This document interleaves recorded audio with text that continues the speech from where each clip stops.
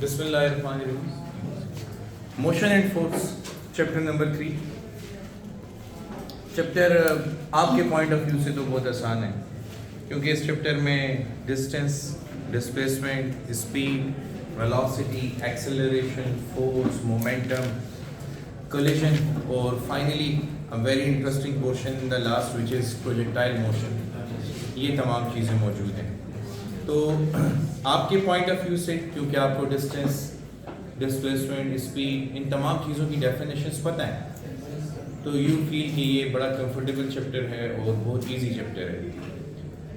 To certain extent yes, but to a much greater extent no. ये आसान है लेकिन इंतहाई टेक्निकल है।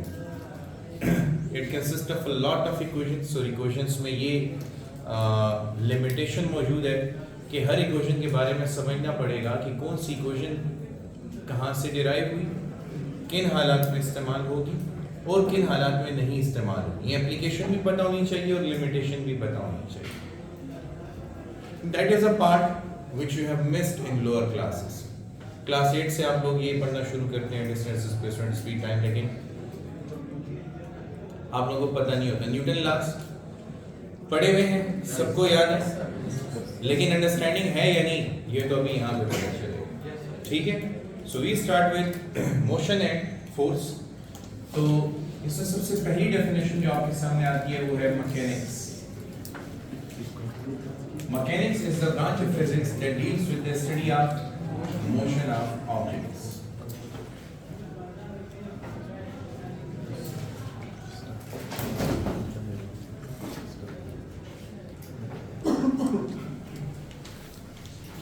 यानी कि ऑब्जेक्ट्स के मोशन को स्टडी करना फिजिक्स की कौन सी ब्रांच का काम है?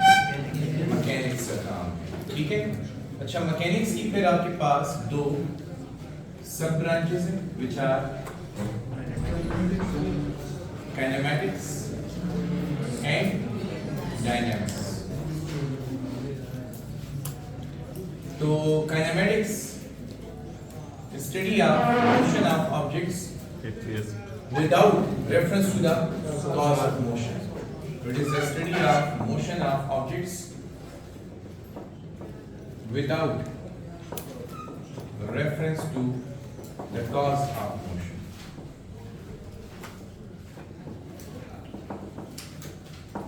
And dynamics is the study of motion of objects with reference to the cause of motion.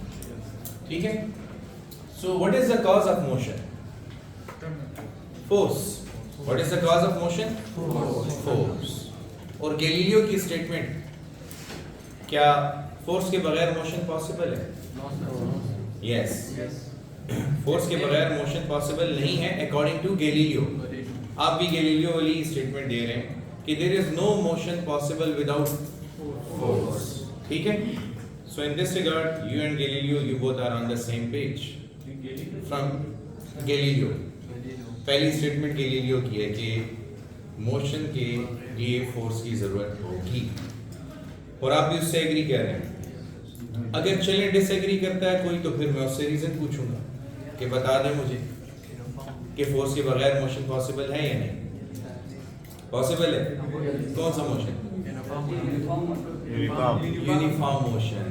Galileo की स्टेटमेंट कि मोशन के लिए फोर्स की जरूरत होती है, ये स्लाइटली मिसलीडिंग है।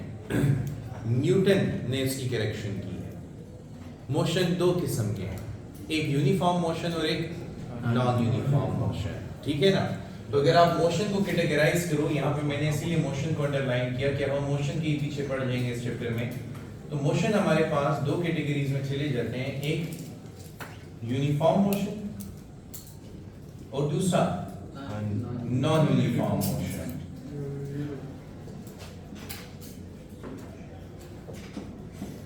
यूनिफॉर्म मोशन, यूनिफॉर्म मोशन का क्या मतलब है? Motion of a body with constant speed. Motion of the body with constant speed is called uniform motion. Non uniform motions means motion of the body with variable speed. तो uniform motion में speed constant होगी, speed constant होगी इसीलिए acceleration zero होगी। Non uniform motion में speed non constant होगी, not equal to a constant लिखा है मैंने, और एक्सेलरेशन भी नॉन जीरो होगी। और अगर आप अंडरस्टैंड करो तो ये बात न्यूटन ने की, अगर एक्सटर्नल फोर्स जीरो है तो फिर एक्सेलरेशन भी जीरो, न्यूटन फर्स्ट लॉ। अगर एक्सटर्नल फोर्स नॉन जीरो है तो फिर एक्सेलरेशन भी नॉन जीरो। तो गैलीलियो की ये बात कि मोशन के लिए फोर्स जरूरी है, गलत थी। यूनिफॉर्म मोशन के लिए किसी फोर्स की जरूरत नहीं होती, एक्सेलरेटेड मोशन के लिए फोर्स की जरूरत होती है। तो फिर यही करेक्शन न्यूटन ने की। तो आप देखते हैं uniform motion obeys Newton first law and non uniform motion obeys Newton second law. समझ आई बात की? ओके। अब स्टेट्स ऑफ एन ऑब्जेक्ट की तरफ अगर देखा जाए, ऑब्जेक्ट दो किस्म के स्टेट्स में पाया जा सकता है, और वो स्टेट्स कौन से हो सकते हैं? Rest and motion. तो या तो ऑब्जेक्ट स्टेट ऑफ रेस्ट में होगा या स्टेट ऑफ मोशन में होगा। तो यहाँ पे रेस्ट, यहाँ पे मोशन।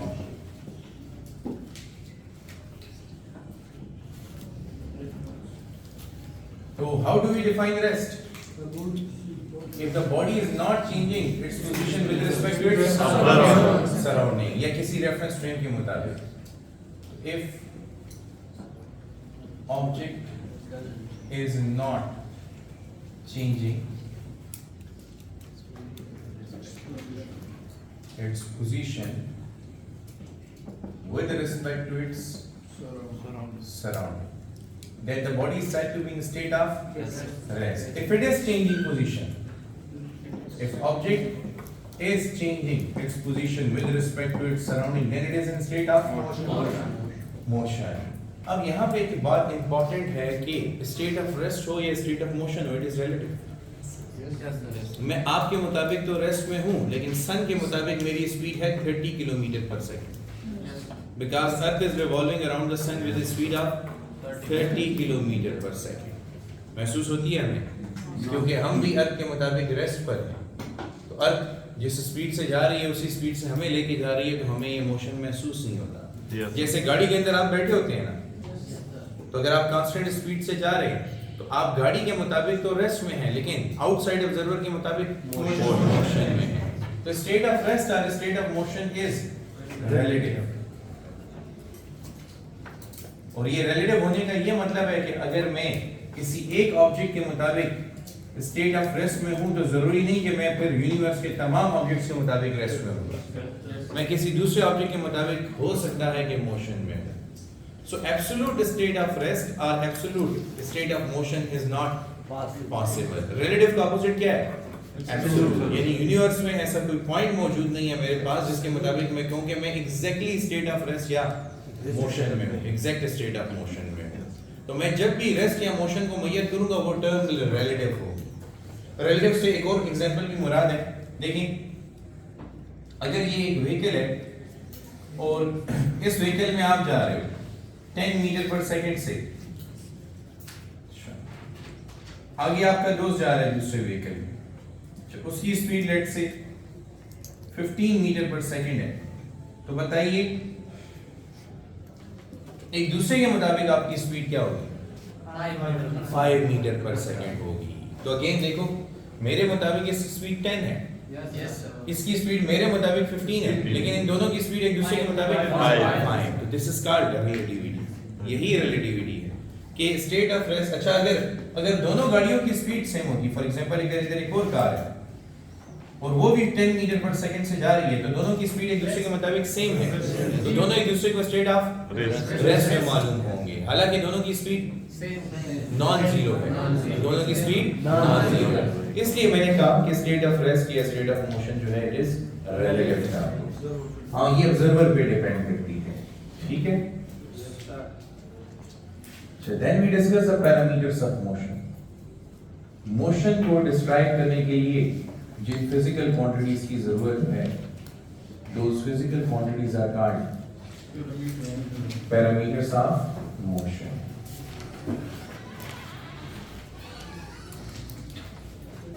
तो जो फर्स्ट पैरामीटर है दैट इज डिस्टेंस,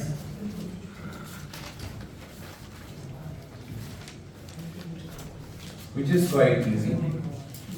देखो अब इसको अटेम्प्ट करने का तरीका क्या है, डिस्टेंस को अटेम्प्ट करने का। आप इसको डिफाइन करो, इसका सिंबल बताओ, इसकी एक्सप्लेनेशन दो with the help of a diagram, ठीक है। फिर इसकी नेचर बता दो कि ये स्केलर है या वेक्टर है, ठीक है। और फाइनली इसकी यूनिट की डिस्क्रिप्शन दे दो। तो यूनिट डिस्क्राइब करते हुए हम इसका एसआई यूनिट, इसका सीजीएस यूनिट और इसका एफपीएस यूनिट भी बता सकते हैं, और फाइनली इसकी डायमेंशंस डिस्क्राइब करते हैं। तो इधर देखिए आप, how do we attempt it.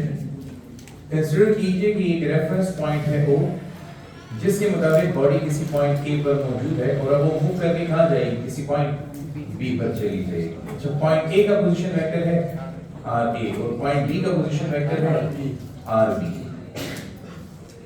अब बॉडी पॉइंट A से मूव करती हुई कहीं घूमती घूमती पहुंच गई किस पॉइंट पर, पॉइंट B पर पहुंच गई, ठीक है। इस दौरान बॉडी ने जो रास्ता तय किया है, the length of that path followed by the body is called distance। तो distance is the length of actual path followed by the body। It is the length of actual path followed by the body।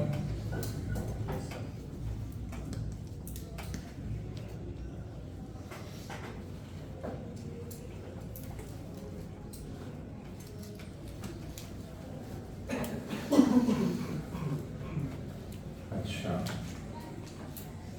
तो अब बताइए कि अगर body A से B तक जाती है तो रेड लाइन और ग्रीन लाइन में डिस्टेंस कौन सा है, दोनों डिस्टेंस है, दोनों डिस्टेंस, क्योंकि it is the length of actual path followed. चाहे बॉडी शॉर्ट रूट पर जाए या बॉडी लॉन्ग रूट पर जाए, दोनों डिस्टेंस है। अब आप कहेंगे shortest distance between two points is called displacement. तो देखो डिस्टेंस और डिस्प्लेसमेंट में फर्क है डायरेक्शन का। जब तक मैं डिस्टेंस मेजर कर रहा हूं तो मैं डिस्टेंस मेजर करते हुए एक्चुअल पाथ की लेंथ को मेजर करूंगा, डायरेक्शन नहीं बताऊंगा। तो जब डायरेक्शन नहीं बताई तो इट इज डिस्टेंस, लेकिन जब डायरेक्शन बताऊंगा तो इट इज डिस्प्लेसमेंट। समझ आई कि नहीं? सो इसको डिस्प्लेसमेंट से कंफ्यूज हम नहीं करेंगे। डिस्टेंस को हम एस से रिप्रेजेंट करेंगे। एक्सप्लेनेशन में आप एग्जैक्टली इस डायग्राम की डिस्क्रिप्शन देंगे। इधर देखें सारे, इस डायग्राम को डिस्क्राइब करना कोई मुश्किल बात है नहीं। हम कहेंगे पॉइंट ए के मुताबिक, पॉइंट ओ के मुताबिक, रेफरेंस पॉइंट ओ के मुताबिक बॉडी किसी पॉइंट ए पर मौजूद है और इसका पोजीशन वेक्टर है आर ए। फिर बॉडी कहां चली जाती है, पॉइंट बी पर, जिसका पोजीशन वेक्टर है आर बी। अब ए से बी तक जाने के लिए इनफाइनाइट पाथ अवेलेबल है, तो बॉडी जिस रूट को भी फॉलो करती हुई पॉइंट बी तक पहुंची, length of that path followed by the body is called distance. Is it clear? Okay, nature बताओ, स्केलर है कि vector? Distance is a scalar quantity. Unit, ऐसा unit is metre, CGS unit centimetre, FPS unit foot, ठीक है। और फिर इनमें जो रिलेशंस हैं वो क्योंकि आगे इस्तेमाल होने हैं, इसलिए मैं पहले से ही डिस्क्राइब करता हूं ताकि आपको याद होते चले जाएं। हर एक मीटर में 100 सेंटीमीटर है और हर एक फुट में 0.3048 मीटर्स हैं और हर एक फुट में 30.48 मीटर सेंटीमीटर आ जाते हैं। तो ये याद रखनी है आपकी यूनिट कन्वर्जन्स में, फिर ये हमारे लिए आसानियां पैदा करेंगी ये कन्वर्जन्स इंशाल्लाह। ठीक है। डायमेंशंस, तो it has dimensions of length क्योंकि it is the distance covered by the body, it is the length of the actual path covered by the body. यहां तक clear? Yes sir. Position vector किसी भी point की position को show करने की, chapter 2 में हमने पढ़ा था, simplest of all the vectors. If you remember तो हमने कहा था ये कोऑर्डिनेट सिस्टम है, ये x है, ये y है, ये कार्टेशियन कोऑर्डिनेट सिस्टम का ऑरिजिन है O, इस पॉइंट की पोजीशन को शो करने के लिए ऑरिजिन से जो वेक्टर डायरेक्टली इस पॉइंट तक रन करे उसको हम पोजीशन वेक्टर कहते हैं। तो ये पॉइंट बी की पोजीशन को शो कर रहा है, ये आर है, ये ए की पोजीशन को शो कर रहा है आर ए, ये बी की पोजीशन को शो कर रहा है ये आर बी। समझ आई? Yes sir. अच्छा, नेक्स्ट टास्क डिस्प्लेसमेंट। अब बताओ डिस्टेंस और डिस्प्लेसमेंट में क्या फर्क है? Direction. Shortest distance between 2 points in a straight line. Shortest distance between two points in a straight line is called displacement. वो straight line एक particular direction में होती है। Straight line हर direction में नहीं हो सकती। तो जब आप ये word include करते हो shortest distance between 2 points in a straight line, तो उसको direction मिल जाती है। This is called displacement. तो अब इसमें क्या changes आएंगी? Distance की जगह क्या लिखोगे? Displacement. तो फिर यहाँ पे shortest distance between 2 points in a straight line. Symbol पे वेक्टर आप देखेगा, ठीक है? एक्सप्लेनेशन में यही लिखोगे। अब यहाँ पे आप लगा दो ये डिस्प्लेसमेंट, ठीक है? नेचर यूनिट यही रहेंगे, डायमेंशन यही रहेगी, कन्वर्जेंस यही रहेगी। समझ आ रहा है? नहीं होगा। हाँ? डिस्प्लेसमेंट में ये नहीं होगा बिल्कुल। डिस्प्लेसमेंट में सिर्फ ये आता है, स्ट्रेट लाइन पे जाएंगे आप। दो पॉइंट्स को कनेक्ट करने वाली स्ट्रेट लाइन शॉर्टेस्ट डिस्टेंस देगी। नहीं ऐसी कोई बात नहीं है।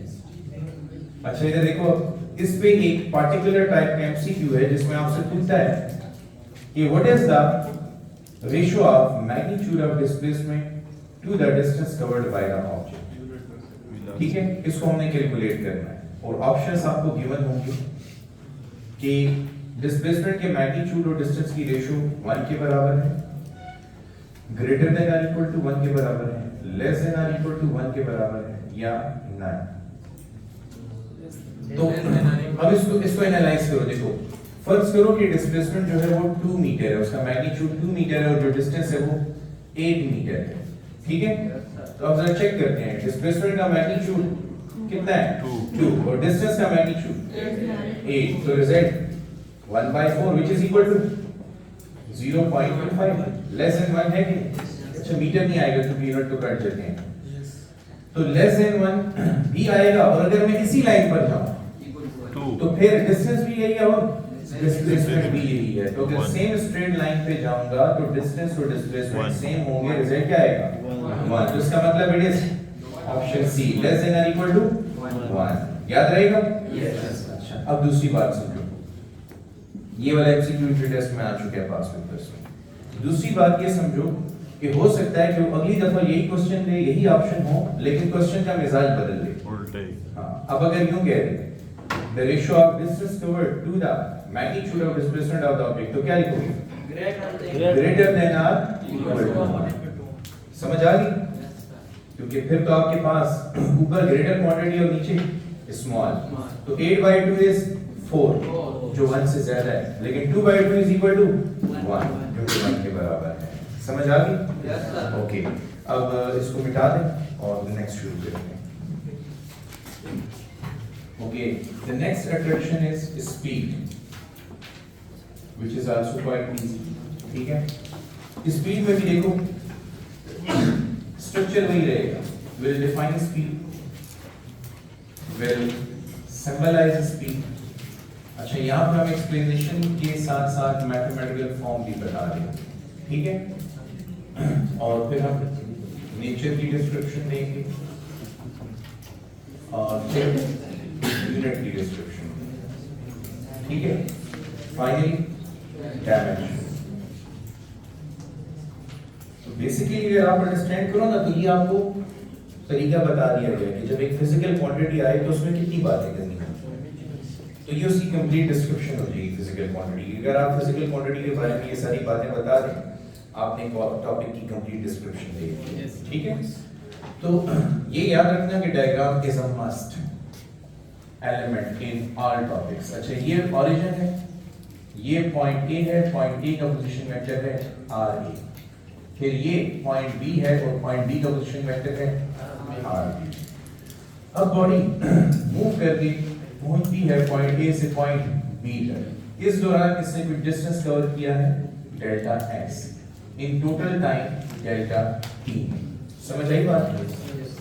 So the distance covered per unit time is called speed. The distance covered per unit time is called speed. Symbolically speed को आप V से शो करेंगे और mathematically speed is the ratio of distance covered with respect to time. Ratio जरूरी नहीं है कि similar quantities की हो. सिमिलर क्वांटिटीज की रेशियो हो तो यूनिट नहीं होगा, लेकिन डिसिमिलर क्वांटिटीज की रेशियो हो तो यूनिट होगा. ठीक है. ओके, बताओ स्पीड स्केलर है या वेक्टर? स्केलर. तो नेचर में हम यहाँ पे लिख देंगे जैसा scalar quantity. Unit metre per second. ये ऐसा यूनिट है. सीजीएस यूनिट सेंटीमीटर पर सेकंड. एफपीएस यूनिट फुट पर सेकंड. डायमेंशंस में L e टू पावर -1. ठीक है, ये इसकी डायमेंशंस आ गए. मुश्किल तो नहीं है. ओके, स्पीड में मैं आप लोगों को एक और यूनिट बताता हूँ. इंटरेस्टिंग यूनिट है speed of sound. Speed of sound at 0 degree centigrade is 332 meter per second. ये स्पीड ऑफ साउंड है. और टेम्परेचर कितना होता है? 0 degree Celsius. At a temperature equal to 0 degree centigrade. यानी speed of sound temperature dependent है. फिर chapter 8 में ये सिखाया जाएगा कि टेम्परेचर बढ़े तो स्पीड भी बढ़ती है. ठीक है. So the speed of sound की इस वैल्यू को हम नाम देते हैं माक 1 का. This speed is called Mach 1 speed, which is 332 meter per second. तो बताओ Mach 2 कितना होगा? The double of Mach 1. It is 664 meter per second. तो फिर Mach 3 कितना होगा? 998. It is 996 meter per second. ठीक है? अब ये Mach जो है ये यूनिट है स्पीड का in terms of speed of sound. अगर आपने सुना हो फेमस रेजर के बारे में, Gillette razor. Gillette razor mark 1, mark 2, mark 3. Mark 1 में एक ही ब्लेड होता है, मार्क 2 में 2 ब्लेड होते हैं, मार्क 3 में 3 ब्लेड होते हैं. उनके रेजर के ब्लेड की क्वालिटी इतनी सुपीरियर है कि जब वो स्क्रीन के ऊपर ग्लाइड करता है तो काफी हाई स्पीड से ग्लाइड करता है. इसलिए उन्होंने उस स्पीड की निस्बत की वजह से इसको मार्क 1, मार्क 2 और मार्क 3 से रेफर करती है. Gillette mark 1, mark 2, mark 3. Actually mark 1, mark 2 और मार्क 3 ये यूनिट जो है ना स्पीड के, ये साउंड के तो हैं, साउंड की टर्म्स में तो हैं, लेकिन ये इस्तेमाल करते हैं एरोफाइटर्स, पायलट्स इस्तेमाल करते हैं. मार्क 1 स्पीड काफी बड़ी स्पीड है. अच्छा, मार्क 3 को अगर आप देखो, मैं जरा आपको सिर्फ रियलाइज करवाता हूं कि ये कितनी बड़ी स्पीड है. मार्क 3 जो स्पीड है, it is approximately 1000 metre per second, which is equal to 1 kilometre per second. If you look at it, 1 second में 1 किलोमीटर. 1 सेकंड में 1 किलोमीटर का मतलब ये है कि अगर आप पेशावर से इस्लामाबाद जाना चाहते हैं और वो डिस्टेंस है 210 किलोमीटर का, तो आप कितने सेकंड में पहुंचेंगे? 210 सेकंड. और 210 सेकंड का मतलब है 3 मिनट 30 सेकंड्स. 3.3 मिनट्स. तो पेशावर से इस्लामाबाद अगर आप यूं गाड़ी में जाएं 120 किलोमीटर पर आवर की रफ्तार से, तो वो तकरीबन कुछ 25 से 30 मीटर पर सेकंड बनती है. 25 से 30 मीटर पर सेकंड, जिसकी वजह से आप तकरीबन मोटरवे 170 किलोमीटर है 1.5 घंटे में कवर करोगे. अच्छा चलो, अगर हम ये रश वगैरह कंसीडर करें तो अभी हम जा रहे हैं तो 210 किलोमीटर अगर आप कोई रश ना भी हो 105 किलोमीटर पर आवर की रफ्तार से तय करें, फिर भी आपको 2 घंटे लगेंगे. इस्लामाबाद पहुंचने में अगर कोई रश ना भी हो और 105 किलोमीटर पर आवर की रफ्तार से आप चलें तो भी 2 घंटे लगेंगे इस्लामाबाद पहुंचने में. जबकि मार्क 3 की स्पीड पे आप सिर्फ 3.3 मिनट में इस्लामाबाद पहुंच सकते हैं. इसके साथ जुड़ी हुई एक बड़ी इंटरेस्टिंग स्टोरी, वो जो 28 फरवरी था इंडिया ने जो हमला किया था, जनवरी था या फरवरी था? वो अभिनंदन को जो चाय पिलाई थी हमने, फरवरी में ना, आईएसआई को इंफॉर्मेशन थी कि इंडिया हमला करेगा, तो यहाँ पे हमारी जो एयरफोर्स है वो अलर्ट थी। तो हमारे जो जहाज हैं, 2 जहाज हर वक्त सर्वेलेंस के लिए मौजूद रहते थे। एक जाता था बॉर्डर का चक्कर लगा के वापस आता था, दूसरा पेट्रोलिंग कर रहा होता था, ये रवाना हो जाता था, ये रिफ्यूलिंग करता था, ये जाता था, वो वापस आ जाता था। तो इस तरह ये सर्वेलेंस जारी है, ये ऑसिलेशंस चल रही हैं।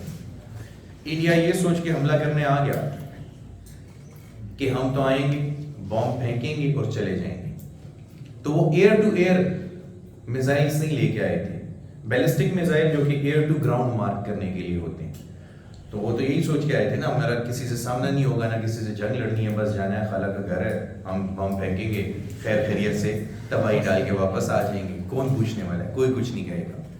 तो क्योंकि यहाँ पे पहले से सर्वेलेंस जारी थी और एरियल रूट्स की प्रोटेक्शन के लिए हमारी पाक फिजाइया के जवान जो थे वो अलर्ट थे, तो ये उधर से हैवी बॉम्ब्स लेके आ रहे हैं और इधर से हमारे जहाज सर्वेलेंस पे के लिए जा रहे हैं। तो बहुत दूर से ही हमारे जहाज के रडार पर ये नजर आ गया। अब ये जो एरियल फाइट्स होती हैं, it is a matter of a few minutes, इसमें बड़ी क्विकली डिसीजन लेना पड़ता है, प्रेजेंस ऑफ माइंड बड़ी जरूरी है। अब ये हैवी बैग लेके आ रहे हैं, बहुत हैवी बैग लेके, ठीक है, जैसे पिशौर मॉडल वाले बैग हैं, तो उसमें आप भाग सकते हैं नहीं। तो ये हैवी मिसाइल्स ला रहे हैं, बैग से मुराद कि ये हैवी बैग ला रहे हैं, तो बहुत हैवी मिसाइल लेके आ रहे हैं, तो इनकी स्पीड कम है। अब ये तो डेस्टिनेशन पे पहुंचे नहीं है कि वहां पे बॉम्ब ड्रॉप करें और वापस जाएं। तो नतीजा क्या हुआ, अब ये कंफ्यूजन में है, अब मैं बॉम्ब ड्रॉप करूं और वापस जाऊं या मैं डायरेक्टली वापस मुड़ूं, और अगर मैं वापस मुड़ूंगा तो मेरी स्पीड तो इतनी है नहीं, ये तो मुझे पकड़ने के लिए सर पे पहुंचने वाला है।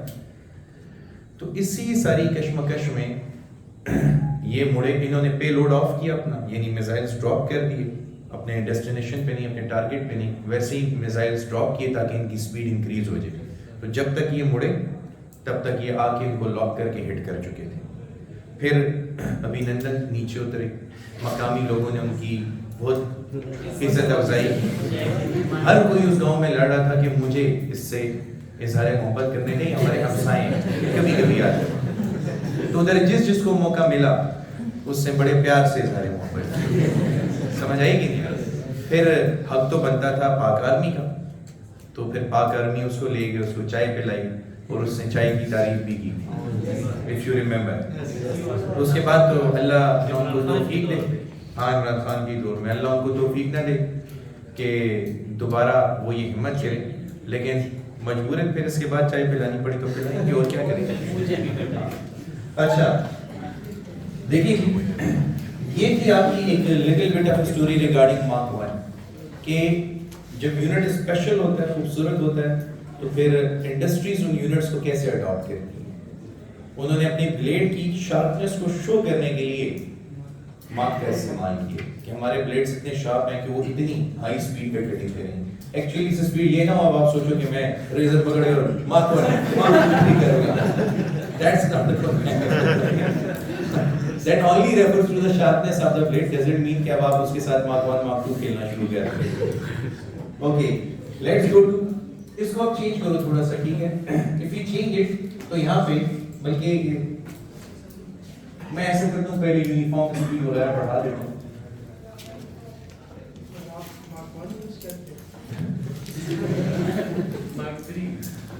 अच्छा तो चलो, let's not go there, we discuss uniform speed। अच्छा इधर देखो, what do we mean by uniform speed? यहाँ पे अपने लिए एक स्केल बना लेते हैं।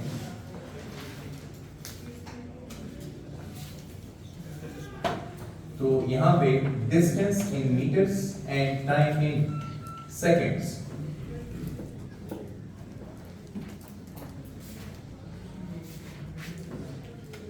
ओके गाइस, बताएं पहले सेकंड में बॉडी ने कितना डिस्टेंस कवर किया?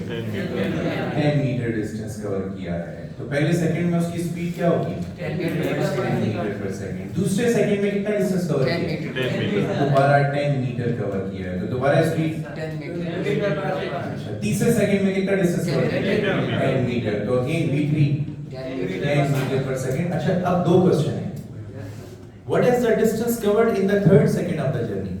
10 meter. And what is the distance covered after third second? 30. ये दोनों बातें अलग अलग हैं. अच्छा. Distance covered in third second and distance covered in after third second. तो 3 सेकंड के बाद टोटल डिस्टेंस 30 है और तीसरे सेकंड में 10. तो अब चेक करो क्या यहाँ पर इक्वल डिस्टेंस कवर हो रहा है इन इक्वल इंटरवल ऑफ टाइम. तो हर एक सेकंड में 10 मीटर डिस्टेंस कवर हो रहा है. तो द स्पीड इज यूनिफॉर्म.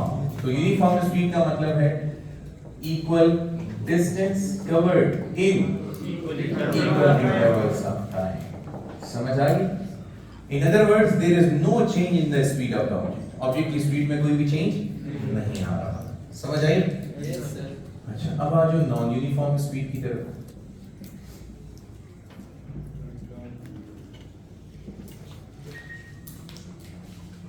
तो what do we mean by non uniform speed? इसको चेंज करो. क्या लिखोगे? Unequal distance covered in equal interval of time.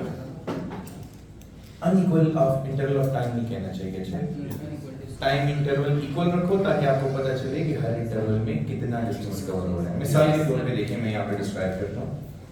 Again ये टाइम जीरो, डिस्टेंस भी जीरो. यहाँ पे distance is taken in metre and time is taken in second.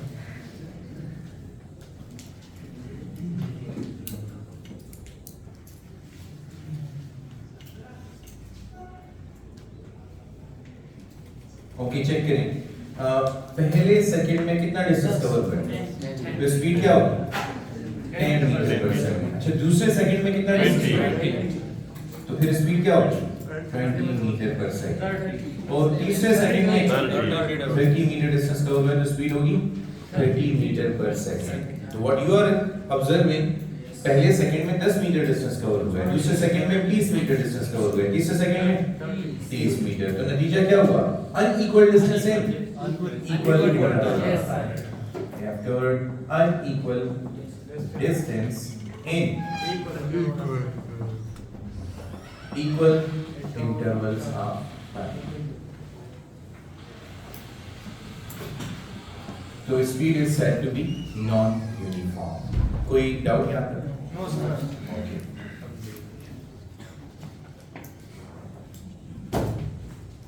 इसके बाद नेक्स्ट कॉन्सेप्ट आता है इंस्टेंटेनियस स्पीड का.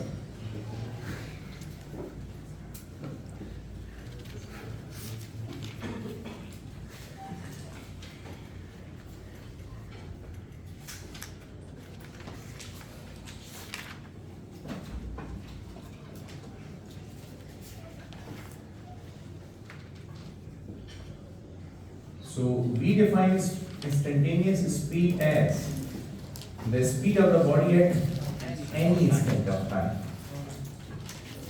It is the speed of an object at any instant of time, such that time interval approaches to zero.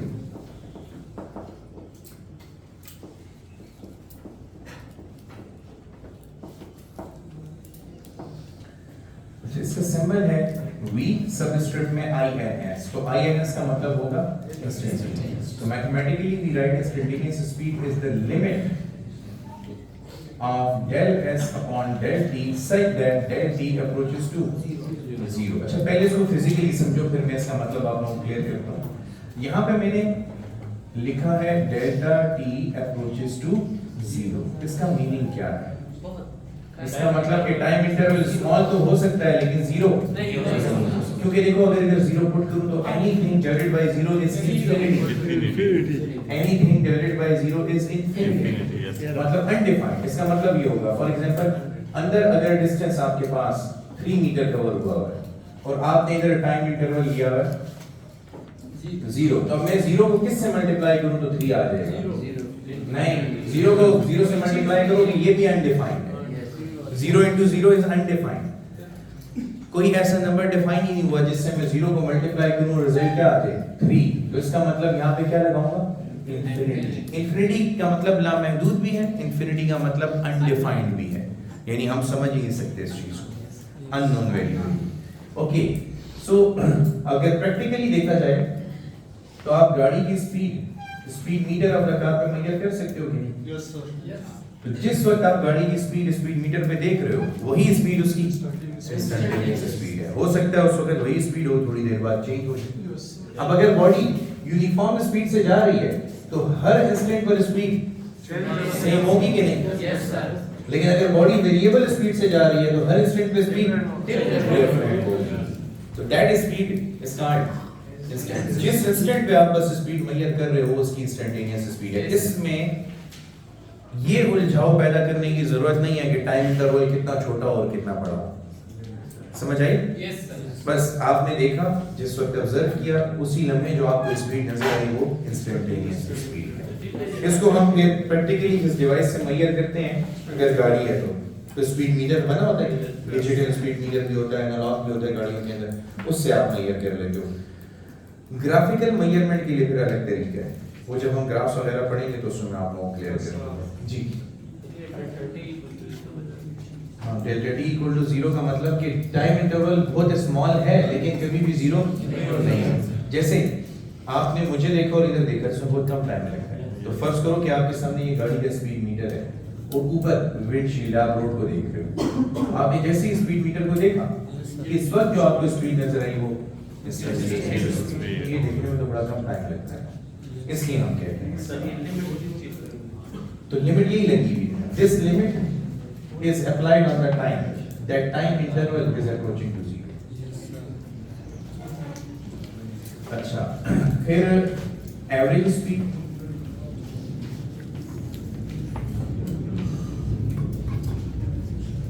ये बहुत मजे का concept है और डेफिनेशन तो आप सबको ही आती होगी। चलिए बताएं, what is average speed? Total distance by Total. Okay, let's see if you can apply it. Average speed is the total distance by total time. हम इसका दूसरा नाम क्या है? इसको mean speed भी कहते हैं। Is also called as mean speed. ठीक है? तो average speed का एक सिंबल ये है, हम इसको ऐसे भी रिप्रेजेंट करते हैं और हम इसको ऐसे भी रिप्रेजेंट करते हैं। ठीक है? Mathematically, average speed is equal to total distance अगर डेल्टा s है in total time delta t, तो फिर आप delta s upon delta t लिखोगे। Yes sir. या फिर आपको जो ज्यादा बेहतर formula, I like it a lot, ये डेल्टा s आप फाइंड कर लेते हो final position of the object minus initial position से। ठीक है? वो इंटरवल भी आपको पता है, final instant of time minus initial instant. लेकिन ये ज्यादा इंपॉर्टेंट है इसलिए मैंने इसको ओपन कर दिया। ये फार्मूला कब लगेगा? जब आपके पास बॉडी डिफरेंट डिस्टेंसेस कवर कर रही हो in different intervals of time. तो आप तमाम डिस्टेंसेस को तमाम टाइम्स पर डिवाइड कर दो और फर्स्ट करो अगर डिस्टेंस nth वैल्यू तक और टाइम भी nth वैल्यू तक कैलकुलेट किया जाए तो ये जनरलाइजेशन हो जाएगी आपके पास। अब अगर आप कभी भी एमसीक्यू या न्यूमेरिकल नहीं गलत करना चाहते, द मोस्ट पावरफुल फॉर्मूला, चाहे आपने एवरेज स्पीड के स्पेशल केसेस पढ़े हों या ना पढ़े हों, क्योंकि एवरेज स्पीड के 4 स्पेशल केसेस हैं। लेकिन मैं ये बिलीव करता हूँ बस आपको सिर्फ ये बात समझ आती है तो आपको किसी भी न्यूमेरिकल या एमसीक्यू में गलत नहीं किया जा सकता। You will be right on the top of it. ठीक है? सो उसको प्रैक्टिस करते हैं। यहाँ पर मैं आप लोगों के लिए क्वेश्चन डिस्प्ले करता हूँ, आपने इस फॉर्मूले के तहत उसको सॉल्व करना है। ठीक है? सो पहले ये मिटा दें तो मैं क्वेश्चन फॉर्मूला दोबारा लिख दूंगा और क्वेश्चन आगे डिस्प्ले कर दूंगा क्योंकि उसका सॉल्यूशन भी थोड़ा सा बड़ा है। ठीक है?